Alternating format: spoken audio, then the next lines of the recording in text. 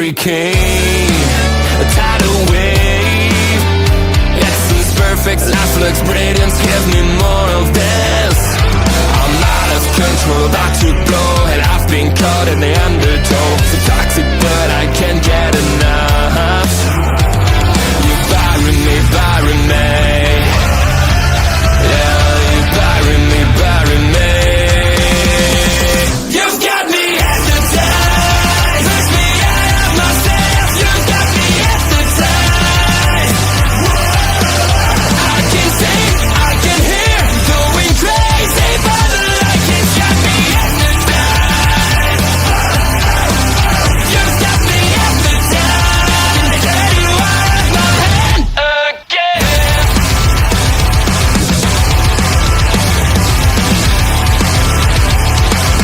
Is it wrong? Is it right?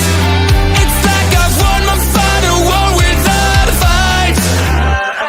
I'm out of control, about to blow, and I've been caught in the undertow. So toxic, but I can't get enough.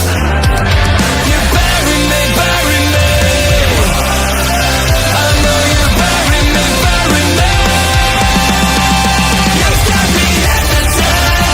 Push me out of myself. You've got me hypnotized. I can see, I can hear, going crazy, but the light has got me hypnotized. You've got me hypnotized. And get you out of my head, get you out of my head again.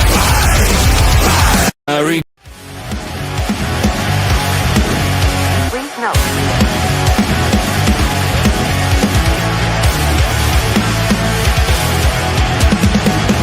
Never gonna stop, never gonna change, never gonna do the things you say. I run my own way to get there. Pulls a coin and I don't seem to care. In the air, no more crowd, just the opposite kind of few clouds. So tell me this time is coming, for the sake of all your lies. Why don't you try to be wise? Know that I need you anyway.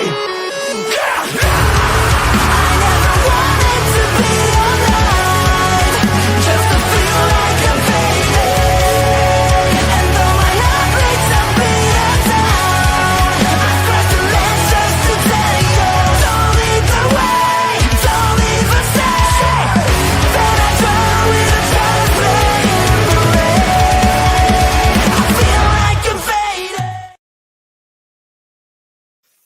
Hello, hello, hello, everybody. And if you're still awake at this time, you are as crazy as the three of us.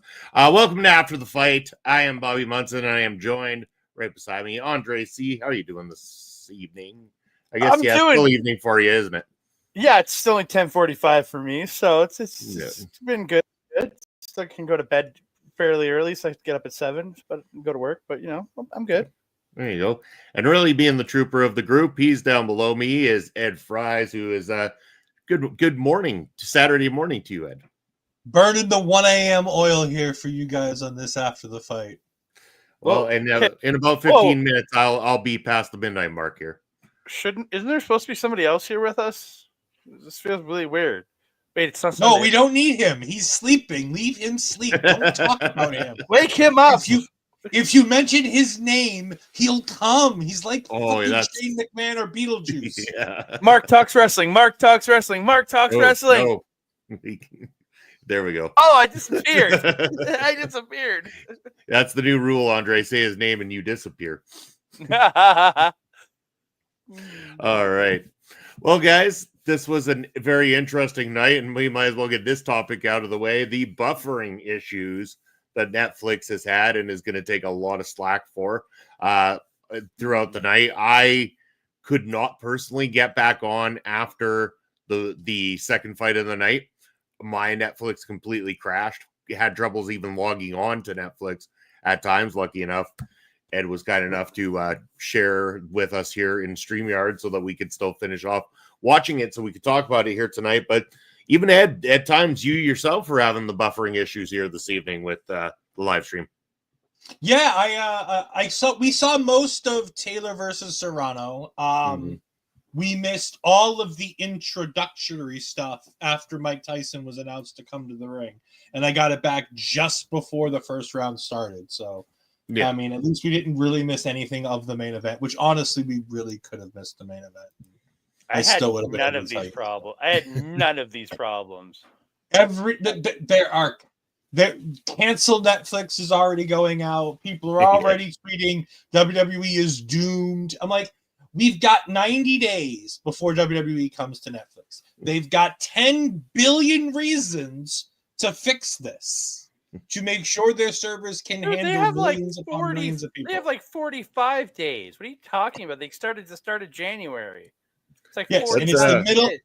Not 90. Oh yeah, it's not 90 days. It's a month and a half. Yeah. 90 days. It's a month and a half. It's 90 days.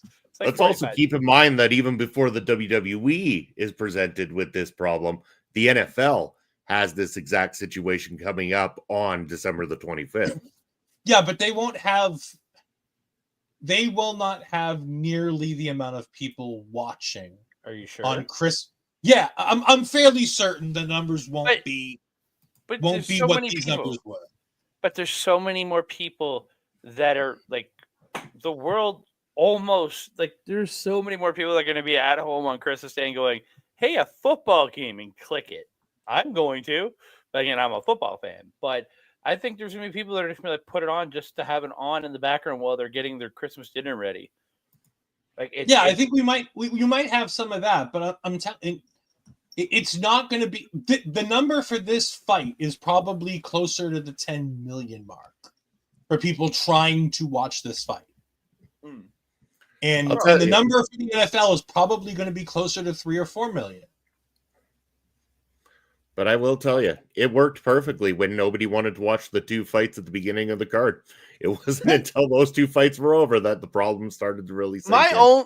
My only issue is every now and again it would pixelate for me, and then we had full buffering. Like even when I would get it, I would go, okay, get back to live because it would reload to the last spot I was. Yeah, and then I would lose it again. So here's the catch. I even went on at one point and I'm like, okay, start from the beginning, and it starts perfectly. And I'm like, okay. Now I'm trying to fast forward, and the Netflix fast forward when it's not an already uploaded program, when it's still currently in live format, is slow AF. And so I get all the way almost to live. I'm keeping a little shed of not live on there. I'm like, I can deal with being 4 or 5 minutes behind. I'm cool with this. No, I hit it, all of a sudden, buffering, 25% loading, and then it will go to the screen where it wants to do a test to find out if my connection is the problem. My connection, I will tell you, is not the problem. I've got a high-end fiber link. I've got a Category 8 data center cable running from the back of my TV right into my fiber router. So I can guarantee that my television is not the issue, though, it's running there. So, yeah. Yeah, I'm on like basic cable internet, and I had no issues other than a little bit of buffering towards the end of the fight. That was it. The main event, I had no issues all night. It was clean. Well, again, like Ed said, they've got 10 billion reasons to get it right by January. Mm-hmm. They do. They've paid $10 billion for it, and at this point, it won't be WWE's fault. No. They'll be like, look, we're doing our part. We're broadcasting to you. Your job is to fix your servers. And like, is it 100% all on Netflix's servers, or is it some of the product that is being used to broadcast in the first place, like live at the event itself? Is it all on Netflix, or is some of it coming down to the production teams involved with the event itself? Because could we make the argument that, say, the NFL and the WWE are more in tune with getting things out there, or WWE in the terms of having dealt with streaming of their own WWE network and live events, are they going to know how to advise or have the proper equipment in place so that this doesn't happen come January? Yeah, again, and you got I perfectly look at the example of Amazon Prime has been running football games. We're running football games every Thursday for a while there, and I don't know if they still are, but they still are every Thursday. Yeah, I don't usually watch Thursday Night Football, but yeah, and they don't have these issues. Again, they're not putting up what could be potentially this number. But again, you got to think 13 million people will watch an NFL Monday Night Football game. Like that's the rate. That's the average rating. Or it was like 2 weeks ago. There was 13.7 million people watched the NFL game on Monday Night Football. That number could be higher come Christmas Day with the fact that football's in how many people's homes? Oh no. Oh no. I mean, here's the thing though. If anybody knows how to broadcast and stream, it'd be boxing. Like the people who run boxing promotions have been doing, they were the original pay-per-view. Like before Vince did it, boxing did it. Closed circuit boxing matches, I believe, predate professional wrestling. Don't watch it. Don't watch it. It was terrible. Watch the second fight on the main card, the welterweight title fight. And the women's fight. And the women's fight. Watch the women's fight too. Yeah. And then once that fight's over, stop. Don't watch that. Stop. Oh, it's bad. It's so you bad. can watch. Okay, let's talk about the first one for a second. I know, Ed, I don't think you caught the first one, but I just did. briefly for a second. We have this opening bout scheduled for 6 rounds. It's Goyette versus Nunes. And Nunes comes into this approach kind of slow, really a little bit more calculated than what we were going to get from Goyette. Goyette came in with some of the sloppiest boxing I have seen in a long time. Arms down almost most of the fight, and then he would just come in with all this insane amount of just throwing everything at the wall. It's Astrid, hello Astrid. He was throwing absolutely everything he could, and that's what won him the fight in the long run. It went to decision, and because he threw 1,000 more punches than his opponent Nunes, it managed to land that many more punches in the process, therefore taking this fight. It was a sloppy ass fight, but it was weirdly B-movie level entertainment. I don't think either man threw an effective strike in this fight, because it never truly to me looked like either man was ever in trouble getting hit. It just looked like, okay, they're smacking each other around. And they were even saying one of the dudes was more like slapping than he was punching. He was like coming in like instead of boom with a lot of his strikes. Well, they kept missing that Nunes. I think they kept missing the fact that Nunes kept attacking the right kidney of Goyette over and over again. I thought that was actually going to be a detriment to Goyette, but beyond only 6 rounds, it didn't really play an effect. There was no. He just wants to make sure he's pissing blood tomorrow. That's all he was going for. So there was no ear biting, but I will say that there was a large amount of irony when after the first fight, they went to an announcer's desk and they've got their Lennox Lewis and Evander Holyfield. And it so happened that the earpiece that Evander Holyfield had in his ear was not functioning properly. So he could not hear what was being said to him. So Lennox Lewis had to keep leaning in and telling him what was being asked of him so that they could continue on with the program. And I'm like, of course, it couldn't have been Lennox Lewis it happened to. It had to be Evander that it happened to in this situation. Oh, so good. Okay. To that their desk crew, I gotta give it up. Who was the chick on there? She was. I thought she Rosie. Oh, Rosie Perez. No. The desk crew. Not on the desk crew. Okay, I missed the name on the desk crew. Look, I thought something.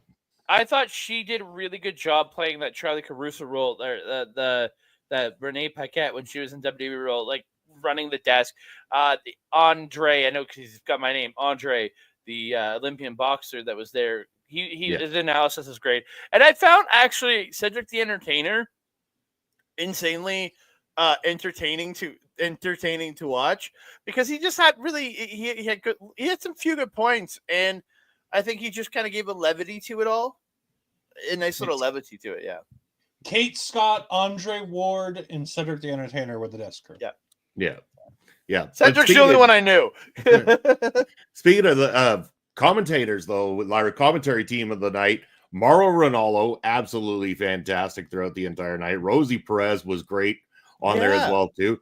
And, of course, Roy Jones Jr., the legend himself, Roy Jones Jr., there to add that actual depth Mike's because it's somebody who's been in the ring. And Mike's last fight, yeah. Mike's last opponent. Like, yeah, I thought we had the commentators like Morrow. You never get a bad performance out of this man. He is legitimately the best. I think the best combat sports commentator to exist, and that includes professional wrestling.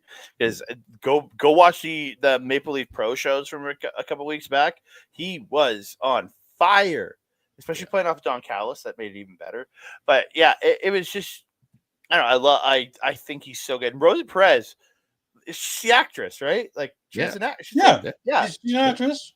Yeah, dude, I found her so entertaining. I think she was just phenomenal. And Roy Jones Jr. again, just giving that that in-ring perspective was so good. I thought the great 3-person team. Yeah. I love the Mamma Mia touches throughout the night as well too. They were great. I'll be honest. I didn't love Rosie. I didn't love Rosie in the 2 fights that I watched. I wasn't a huge fan of Rosie. I'll be honest. She felt a little out of place for me. Yeah. There was one comment that Morrow made that I thought was funny. Again, with his little quips that he comes up with and stuff, and he mentioned, I think this was in the second fight. Then we'll talk about that one now.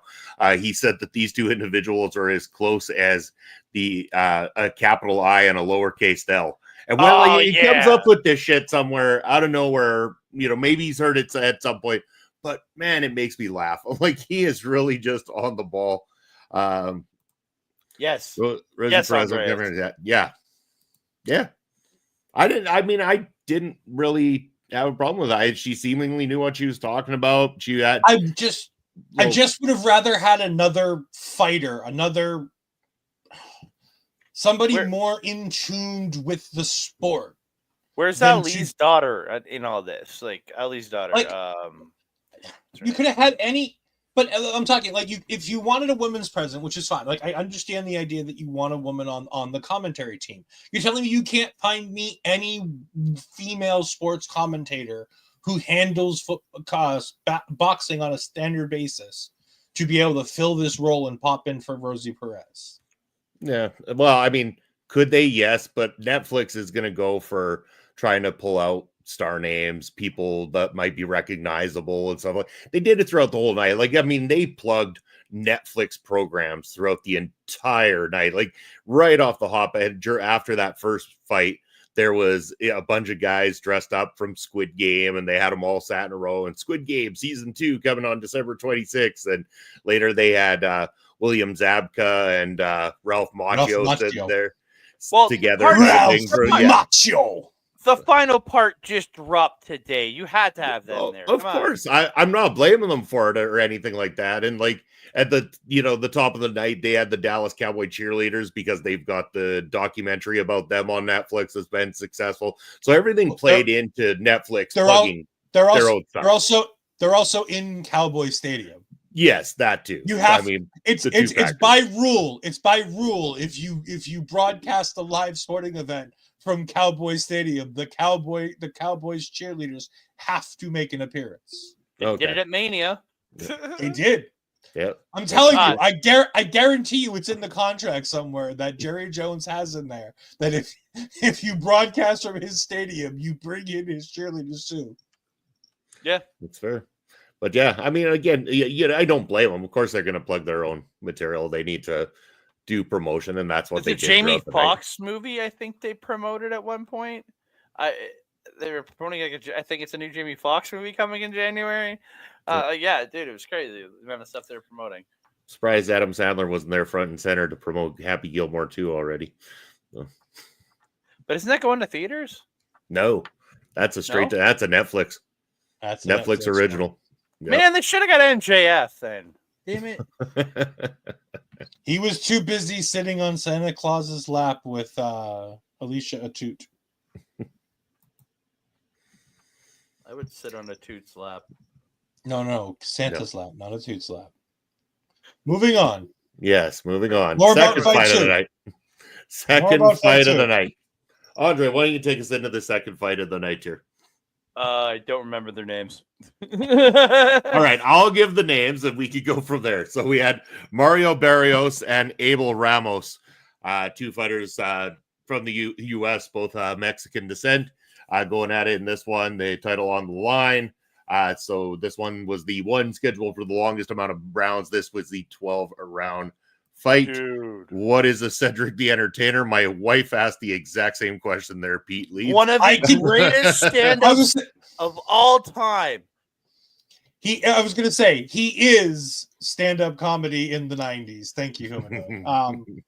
Basically, he's Steve Harvey's low-budget friend. So if you can't afford Steve Harvey, you get Cedric the Entertainer.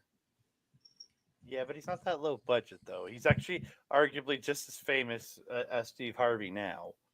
He used to be almost as famous as Steve Harvey. He's not now that Steve Harvey's the host of the Family Feud. Okay, not now, but okay, at one point they were. But yeah, not everyone's going to be a boxer. He's been to some. He's been to a lot of them. Oh, he's fighting. Hold on here. Hold on here, gentlemen. How many boxing matches have any of the three of us had? Hands up if you've ever had one. I've had one. I've had little sparring things because my dad was a boxer and his dad was a boxer, but that's about as far as it went. I haven't done that, so but Cedric the Entertainer versus Jake Paul. I think he has a better chance than fucking Mike Tyson did. No, I think he's older than Tyson too. But yeah, that second fight, that's welterweight title fight. Holy that was good. Shit. Like Barrios controlling the first 5 rounds or so, really solidly, and then he got caught in the sixth. Like he even got a knockdown. I think it was in the second. He kind of clipped him, I think, in the first as well too. Like there's a bit of a wobble there, down to one knee, and then knocked him down in the second. So he really owned the first little bit of the fight, and then Ramos changed his style from there, and that's when it really came out. Round 6 is where he ended up dropping Barrios and got. I think it was round 6 or 7. He dropped Barrios, and he came out. Yeah, and he came out just murdering. And again, it was very back and forth, and it ended up in a draw. But yeah, dude, solid fight though. Like the rounds that Barrios was controlling early on, he very much was solid. Even Ramos was even solid in responding early because he had made him bleed. I think he caught him in the nose before he took over in the 6th. Yeah. Hold on, I want to deal with some comments here. Okay, so you have Pete saying, yeah. Sorry. Link. Yeah. Yes. Netflix. Netflix.com. Netflix. Yeah. Put in your username. Put in your password. Boom. It's right there, ready to go. Yeah, you can still go back and watch it now. It probably have better results at this point. Yeah, because you won't have the buffering issue because it's now no longer live. Oh, he wants our StreamYard log. He wants our StreamYard. No, we're not giving you. We're not letting you come in and talk. Unless one of you guys know this person and I don't. I'm not familiar, so I don't know people by their username. So no, the only one I know is Bobby Stats. But yeah, dude, again, just amazing. Like both men technically sound, had some great power shots. Just the movement from both men was absolutely amazing. Yeah, this fight, in some ways you get a draw result like that. It's a little deflating because it's maybe nice try, but it's Bobby Stats. We know Bobby Stats. We know Bobby Stats. But good try though. Give you that one.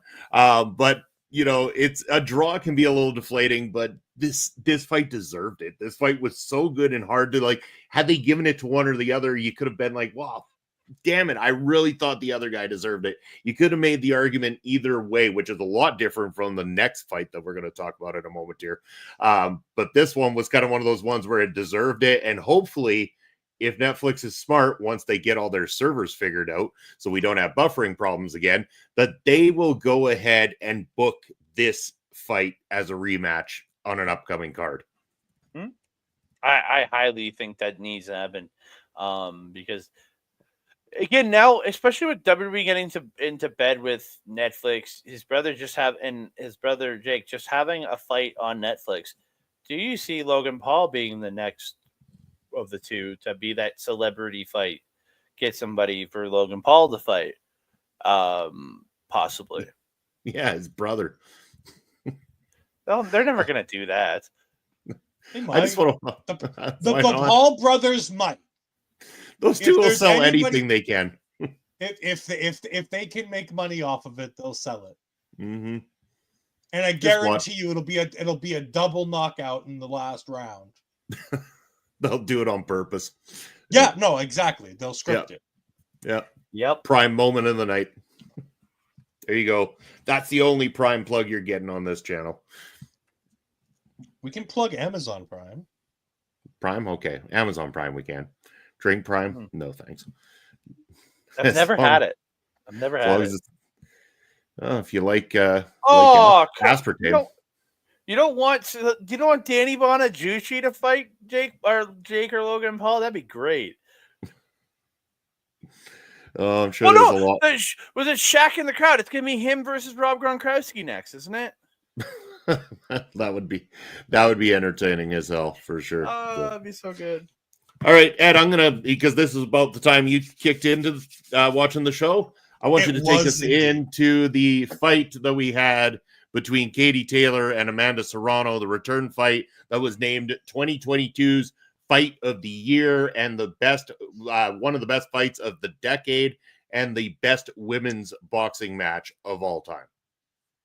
Yeah, and I love this fight from the beginning to end. I thought this fight was great. The headbutting was noticeable, but it wasn't something that I thought was going to be as important as it was. This fight, bye-bye, Andres. This fight was fantastic. These two went out there and absolutely killed it. Serrano almost knocking out Taylor in the first round. If it weren't for the bell, she probably would have. Yeah. If she had 10 more seconds, I think Katie Taylor loses this fight in round one. Yeah. And then the headbutt and the cut and the precipitation from there with the two incidental headbutts in rounds 2 and 4. And then in round 7, where she gets the warning for the official first intentional headbutt and then gets the point deducted. And Serrano, through all of this, is still throwing more punches, hitting more punches, and honestly hitting more devastating punches, hitting bigger, harder punches throughout the entire fight. And then somehow loses the fight when it goes to decision. And not even by like one. Yes, unanimously decided 95-94. Yeah, throughout, and the point scoring the same throughout blew my mind. Absolutely blew my mind. This is, hey, can I copy your homework? Sure, just don't make it too obvious. And both of them copied the same person's homework. And it became, and the crowd, the moment they said, and still, that crowd was already like, fuck this bullshit. Yeah. They were not buying it. Yeah. Morrow lost his shit, like just lost it there. Even Ariel Helwani had to bring it up when he went to go interview Katie Taylor afterwards. He's like, there's obviously this crowd, including our commentary desk, do not believe you deserve to win this fight.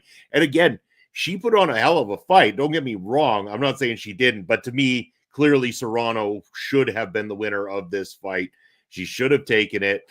Where do you go even from here? Because again, the fight was great. Serrano should have won. This now leads them to the possibility of a third fight with each other.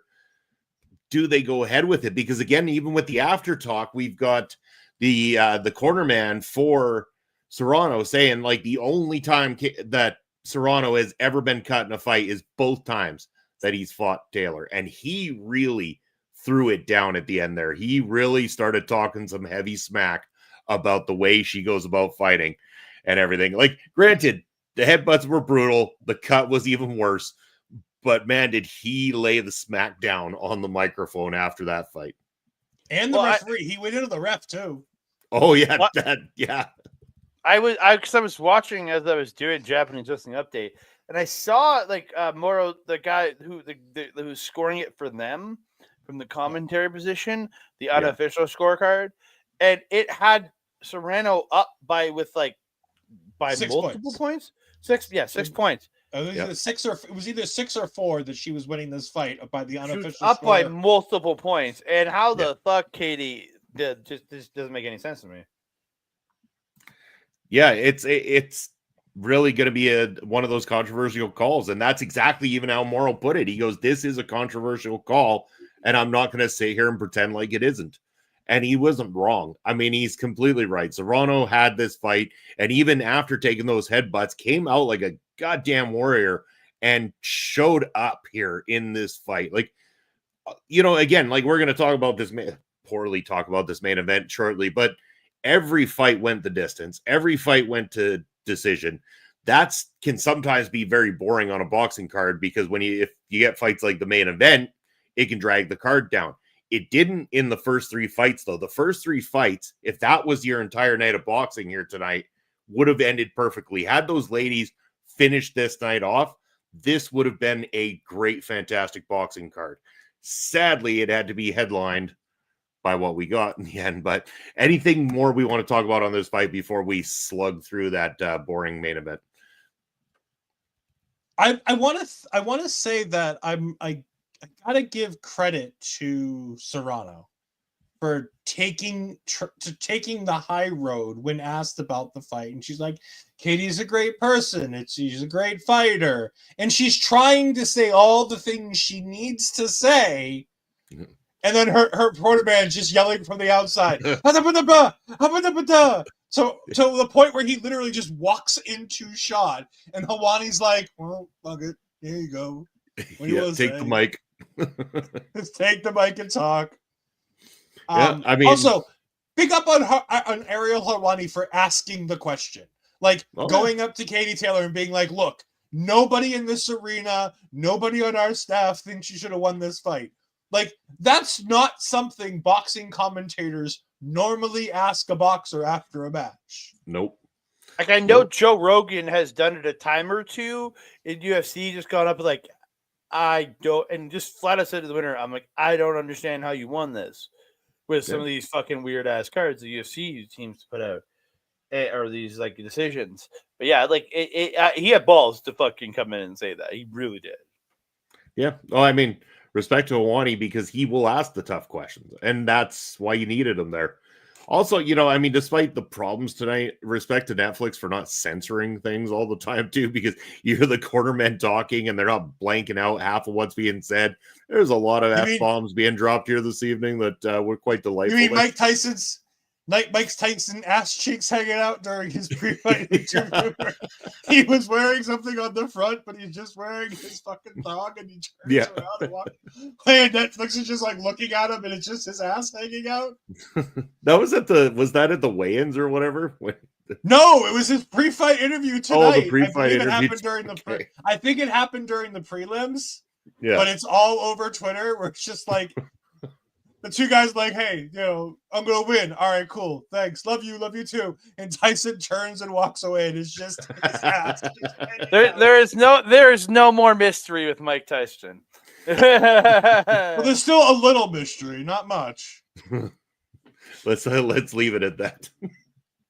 Well, let's talk about that boring ass main event. And again, I mean, it was a typical kind of standard heavyweight fight. Jake Paul didn't want to get caught out with a heavy Mike Tyson blow, so he used his reach to keep Tyson at bay, hoping to take what he got, which was the points win in the end, doing basically just enough. He's that person that everybody has at work that does just enough not to get fired. That was Jake Paul's motto here tonight. Do just enough not to lose this fight. And that's what he did. Tyson's age showed after the second round. In the first 2 rounds, he came out and he laid down and he looked like he was taking the lead slightly. But then from there, his age showed. Jake was all over him. Jake knew he had him. And Jake knew he had him so much that at the very last 10 seconds, he did the bow down and respect. And I'll give him credit for it. Giving respect to the legend in front of him. If I was was like Tyson, that, I would have fucking smoked him.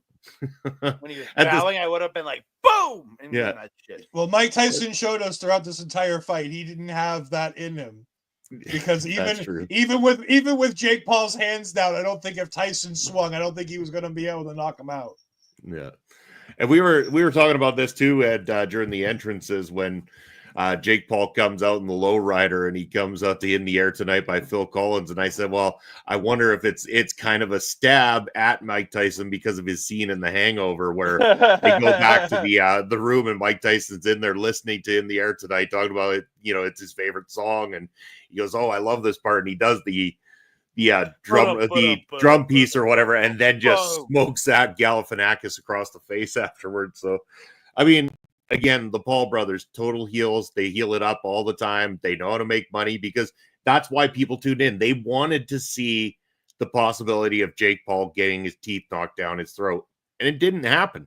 It really didn't happen, and people can be left disappointed if they want to, but Jake Paul shouldn't be underestimated. Let's not kid ourselves. He trained hard. He is an athlete. As hard as it is for some people to understand that somebody comes from a celebrity status of being on YouTube or something like that, he's put in the work. He might be annoying. Everybody might want to punch him in the face. He's got a punchable face just like his brother, but they say they're going to do something and they do it. That's the only credit I can give to this whole thing. Yeah, I mean, you can't not give Jake Paul credit. Jake Paul does the same things in this fight that I hated Mayweather for. He stands 1.5 feet away from his opponent and hits 300 jabs in 8 rounds and dances around his opponent like, you know, they're kids at a 6th grade dance. First time they're doing boy-girl stuff and they have their hands out like this. I mean, kudos to him. Like he took what Mike Tyson had in his 58-year-old body and won the fight. I'm disappointed. I wanted to see Tyson knock this little fucker out. Yeah. Honestly, I would have been happier even if, you know, not as happy, but I would have been happy with Jake Paul knocking out Tyson. Show me more entertaining. Show me something, because honestly, I don't care what Jake Paul. The worst part is I care so little about what Jake Paul's next fight is now, because I don't think he's got it in him. Like, this was a clout fight for Jake Paul, and he got what he wanted out of it. He made $1 bazillion, and now he can, for the rest of his life, go on Twitter and trust me, he'll still be on Twitter. He won't be on Blue Skies. And he's going to go out there and talk about how I beat Mike Tyson. I beat the baddest man on the planet. And he's not wrong. I really think his biggest fail tonight, aside from being boring, was that he didn't come out to DJ Jazzy Jeff and the Fresh Prince's song, "I Think I Can Beat Mike Tyson." That would have been classy. Yeah, I look at Mike Tyson and the fact that in his career, or not Mike, Jake Paul, sorry, I apologize. In Jake Paul's 12-fight career, if you don't include his one amateur fight, in his 12-fight professional career, he has faced 3 actual boxers. Mm-hmm.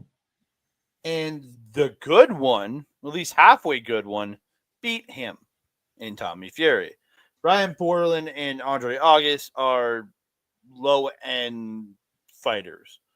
Never amounted to much. And you put the right combos together, you can beat them. And he did. His other claims are Ben Askren, Tyron Woodley, Anderson Silva, Nate Diaz, Mike Perry, who are all fighters, yes, but not straight-up boxers. A lot of these guys... And not in their prime either. Yeah, all of these guys are far past the prime. Outside of maybe Mike Perry is closest to his prime. Out of all these guys. I think Diaz was still pretty close to his prime when he was fighting him.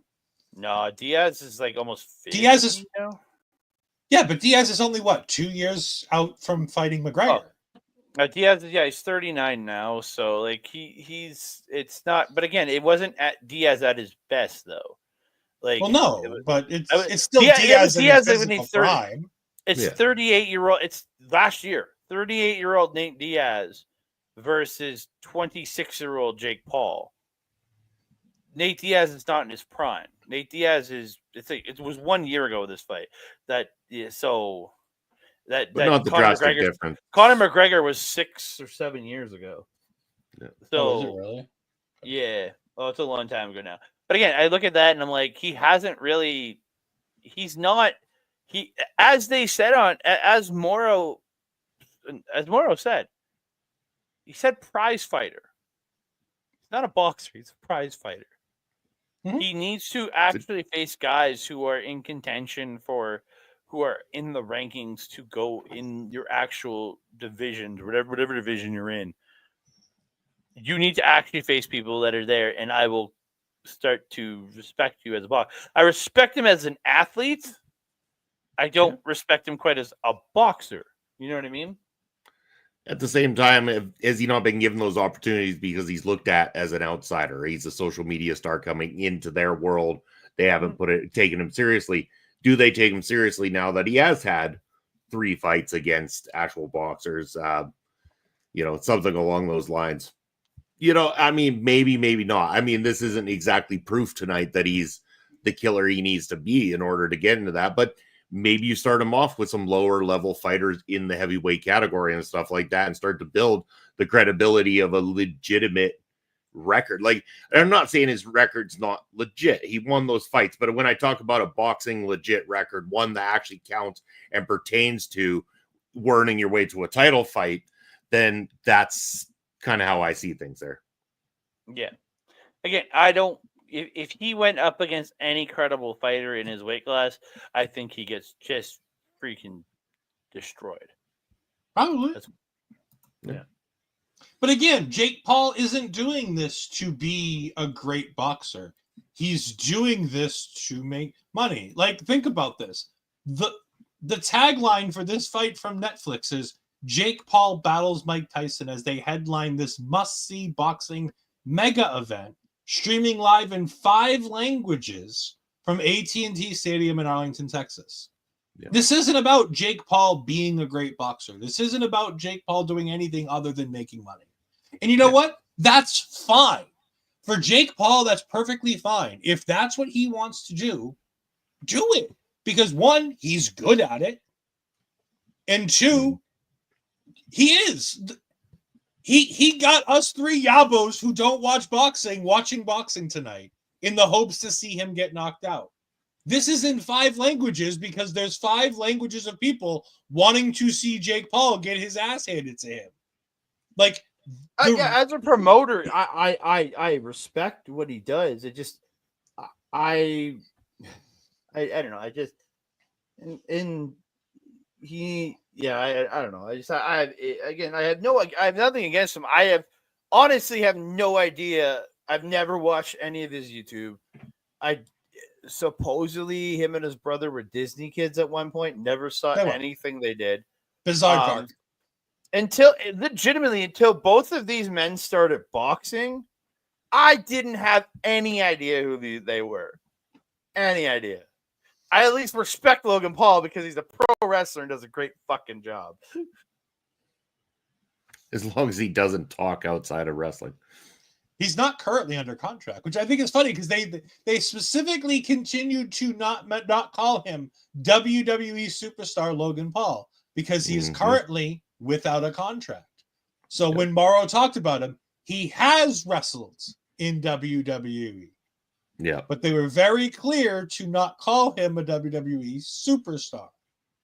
And then no plugs for the WWE coming there in January throughout as a result. Like, had he actually been under contract and they were pushing that, or he was riding out there with one of the WWE title belts, which I at one point thought was going to be the case, the U.S. title riding out with him, had this happen in July. I had my feeling earlier when they announced the match back a while ago that it would happen. But I think if that would have been the case, they would have been all over saying, as of January, we could tune into Monday Night Raw, airing live here on Netflix. But between the streaming problems and him not being under contract with them, they're probably just like, maybe we'll hope that TKO doesn't read the news tomorrow and find out what the fuck happened. Oh, TK, You doesn't need to read the news. They were there live. I guarantee you. I mean, Bobby, your favorite professional wrestler was there live. I showed you I the know. tweet. I know. Flop I Dollar know. himself was there live. Well, I mean, it didn't seem like he got primo seats or anything like that. They had him up in the No, nosebleed he there got somewhere. shit seats. That was so good. I loved it. He got He's like, we're here, as he's got to take out his binoculars to check the shit out. that rig was a decent ways away for him. That was fun. But no, like I said, like I don't care about Jake's next fight, but good on him for making a great payday. Good on Mike at 58 years old to fucking sucker all of us into believing that he was going to knock this little punk ass out. Like, you know what? Good on the two of them. Because I was telling Mama Fries earlier today, I'm like, I can't wait to watch this Jake Paul fight. I can't wait to watch Tyson knock this sucker out in 30 seconds. Like, I was ready and expecting the knockout. And I didn't get it. And I didn't even get an inkling of the old Mike Tyson in this. And it's clear that he hasn't fought in 20 years by the way he moved, by the way he stuck and jabbed. And by the way, the most entertaining part of this fight was Roy Jones Jr. versus Mauro Ranallo talking about whether or not Mike Tyson had a bad mouthpiece or that he was just biting his glove. By the way, winner of that fight, Mauro Ranallo, because I know, just shut him up. No, even better. Ariel Hawani mentioned that Roy Jones and Mauro were having questions about it, and he goes, "No, it's a thing. I bite my gloves." And so, like, Mauro wins in the end, knocks out Roy Jones Jr., which again is no longer the great thing that it used to be, because knocking out Roy Jones Jr. 20, 30 years ago would have been news. It would have been, but again, Mauro did push back quite nicely in that one. You know what I am looking forward to, though, if Netflix wants to do it, I'm looking forward to the rematches of Barrios versus Ramos and Taylor versus Serrano. I mean, if they want to do a card with them on it and have that as your two main headline matches and a couple of prelims to that, let's do it. I see, again, my reasoning for having not watched boxing more recently is due to lack of access or knowing where to find it, because I don't have traditional cable and I haven't for a long ass time. And so I think I was watching a little bit when I had DAZN, and I know sometimes Prime seems to have the odd fight night of some sort on that I'll try to check out. But outside of that, I haven't known where to go about watching a lot of these big cards and stuff like that. But I can answer part of this for you. I know it's mostly MMA, but there are a lot of the big fight boxing cards are also on ESPN.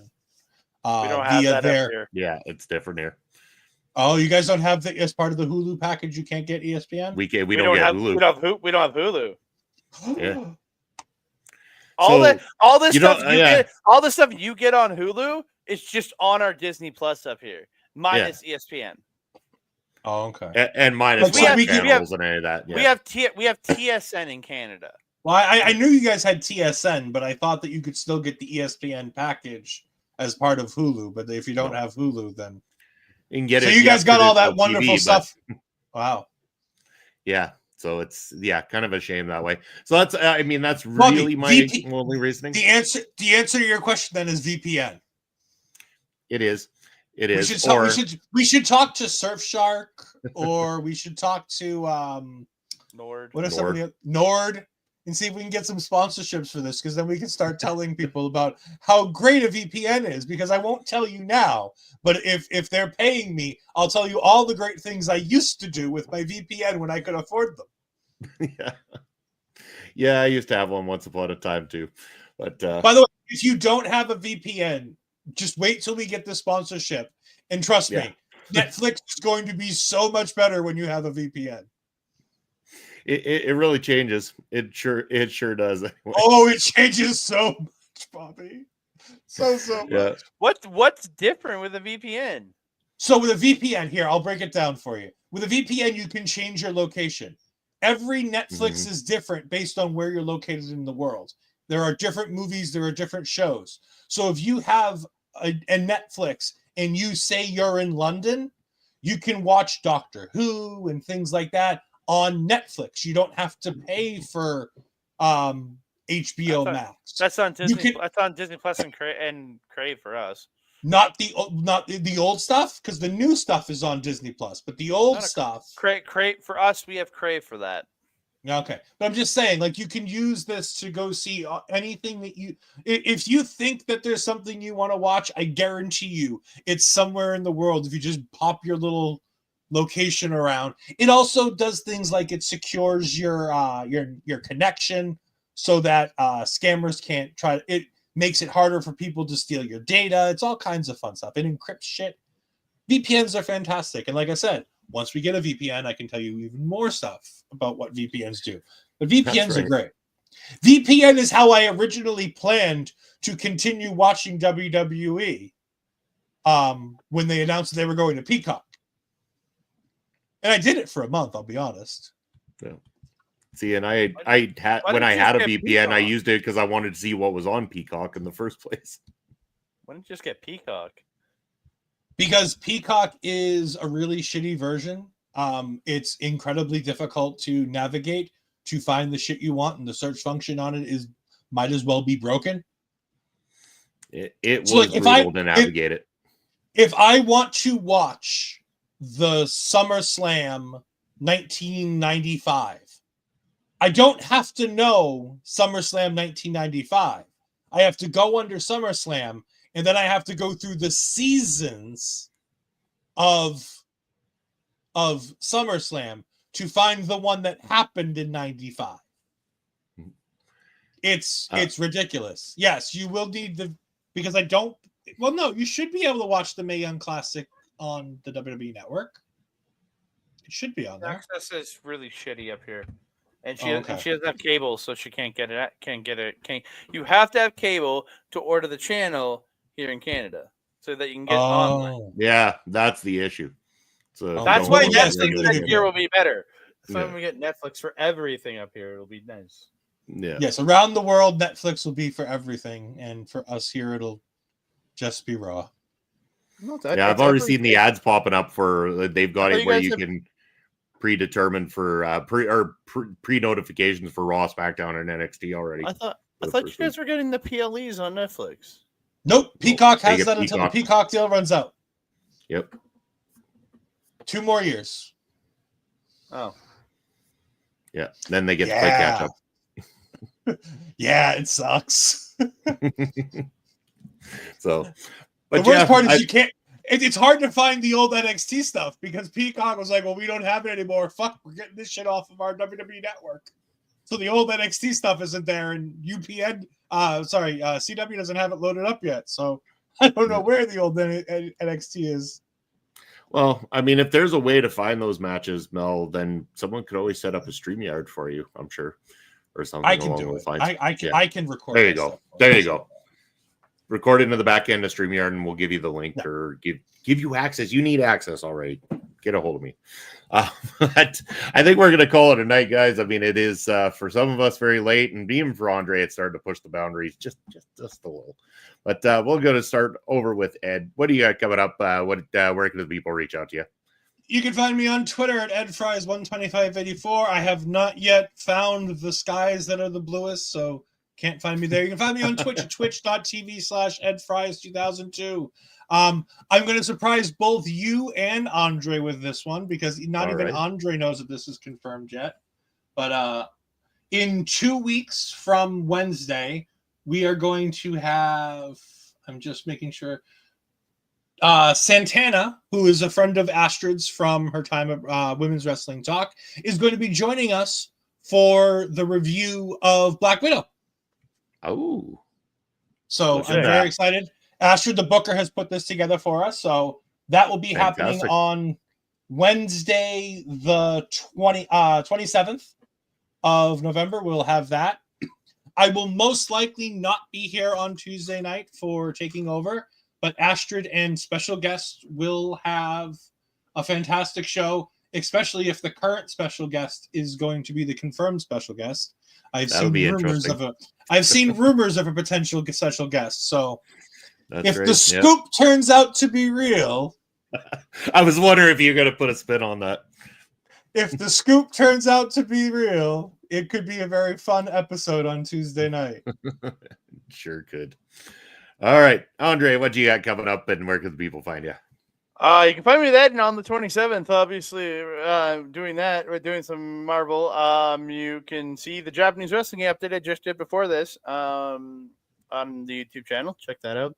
You can go to my YouTube channel, youtube.com/@Andre and Melville Wrestling Talk, where you can watch our episodes of the Chop Talk, NJPW Poodle Wrestler Review, and Stardom Review, and Dream Review Marigold. Go check those out. And then you can also find me over at A Plus Productions on aplusproduction.com for all of our Japanese content is there in audio form. Beautiful, beautiful. And for myself, there it is down at the bottom on the X Bro Bobby Munson Instagram threads, Video Bro SK, and Twitch. It's Video Bro _ Bobby Munson. What do I got coming up? Well, of course, this Sunday, gentlemen, we're going to be back on here and picking on Mark like we were doing in some chats earlier today, because he has unfortunately taken a little bit of a leap into the lead there on the old You two will be NFL. there. I unfortunately will not be able to make it this Sunday. Fair enough. But he has taken a little bit of a leap, and we're going to be eating some crow this Sunday. Definitely going to be eating a lot of crow with Mark on the screen, that's for sure. But we will find out what the updated scores are and pick our new picks of the week on Point of View, 11 a.m. Eastern time. Join us there this Sunday. You can join me at Papa Smokes every Saturday, Prairie Pro Wrestling. But better yet, you can join us for our big event this coming Thursday, November the 21st. We are going to be live in Saskatoon at Louis' Loft doing Ring Respect Radio in conjunction with the U of S. It is going to be a joint production called Queering the Ring, as well as Ring Respect Radio presents a trip through the territories, talking about the history of pro wrestling in Saskatchewan, LGBTQ plus Canadian wrestlers of the past and of the present as well too, as well as the changes in diversity throughout the years with different things like race diversity and gender diversity that have been seen. So you can join us either live in Saskatoon, 7 p.m. Louis' Loft, or you can join us streaming right here at our local establishment. Speaking of which, that's where you can find us across all platforms. Make sure to follow us on all social media, including we got a Blue Sky now, people. Yes, OLE can now be found on Blue Skies as well, too. So go check us out over there. Make sure that if you're watching right here on YouTube and you haven't done so already, leave us a comment. Always checking those comments out. Make sure to subscribe, turn on those notification bell, because we got a lot of amazing people here doing a lot of great things, and we want you to check all of it out. That's going to be it from myself, from Ed, and from Andre. Thank you for tuning in to the very first ever edition of After the Fight. We appreciate you joining us here on Late Night. Take care, and we'll see you all soon.